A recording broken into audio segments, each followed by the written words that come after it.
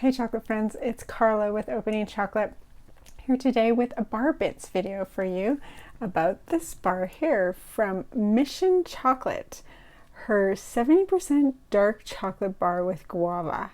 So you know me, I'm going to talk about the botany, so here we go. Let's talk about some guava.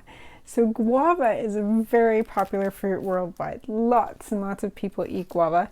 It's not, I don't know, depending on your background, you may or may not have had it if you're in the US or Canada or in Europe, but it is a very popular fruit worldwide. It is a fruit that's in the Myrtaceae family, the myrtle family, so same family as cloves, allspice, eucalyptus, a bunch of other plants too.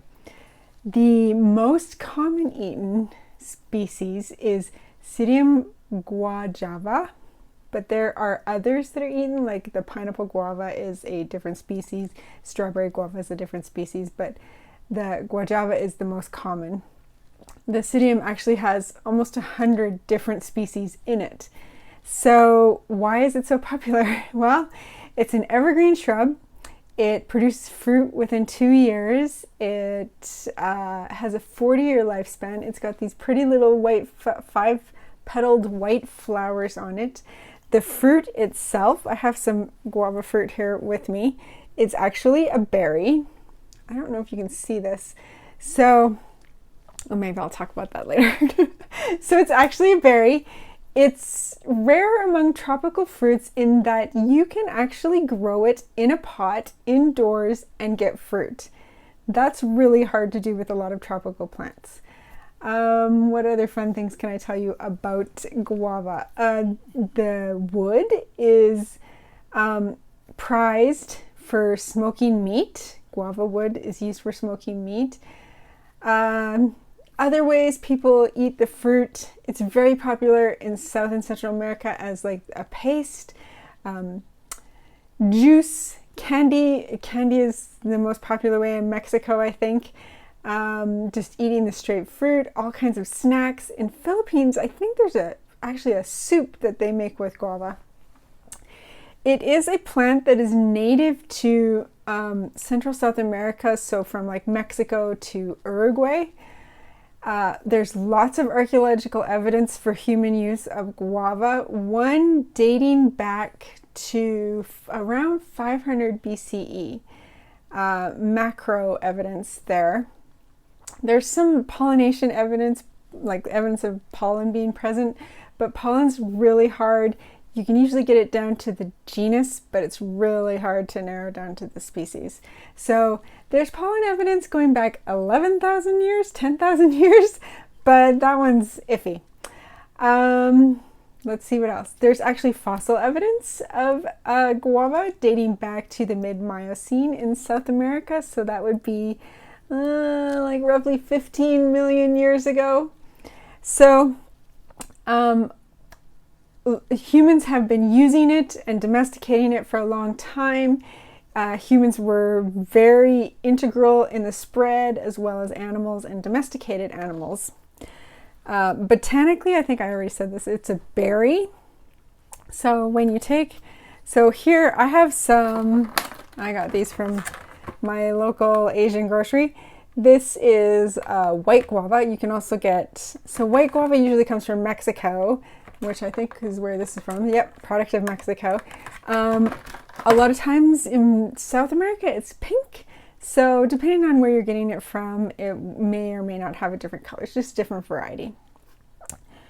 They're a berry, and if you see these things on the end, this is actually the leftover parts of the flower. So you don't eat that part, you cut that part off, but you can eat the rest of it. You can just eat it like an apple.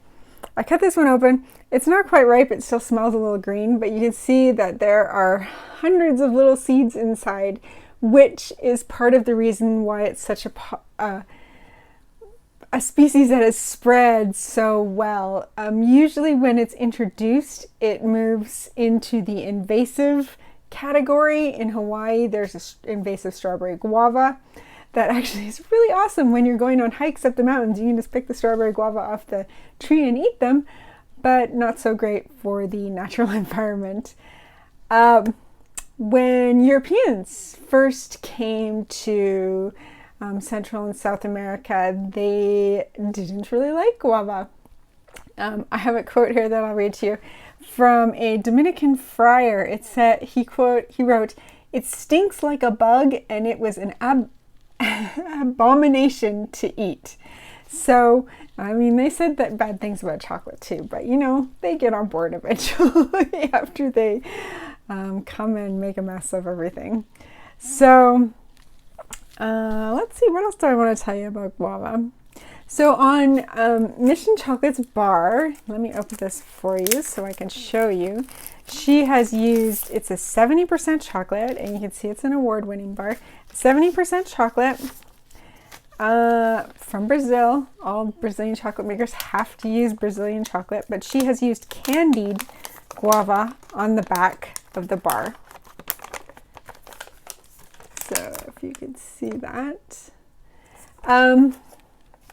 She also has another bar called a Romeo and Juliet bar, which is a play on a popular Brazilian dessert, which combines guava paste and cream cheese. You can probably find guava paste where you are. It's pretty popular and it goes great with cheese. Guava paste goes great with chocolate, as you will find out if you taste this bar. Let me see, is there anything else I want to tell you about this? I don't think so. That's it. That's all I have to say about guava and the Mission bar. I highly recommend trying this bar. And if you can't find this bar, any Mission chocolate is really good. This is part of her Brazilian biome project where she uses all things found in Brazil, and it's quite tasty, and she does a really good job every time. So hopefully if you use that bar in a tasting, you can share that information with people and you found it interesting or useful. If you know a fun fact about guava and want to let me know something that I missed, let me know in the comments, because I always like to learn something new. And yeah, that's it. Thanks for watching, and I will see you next time.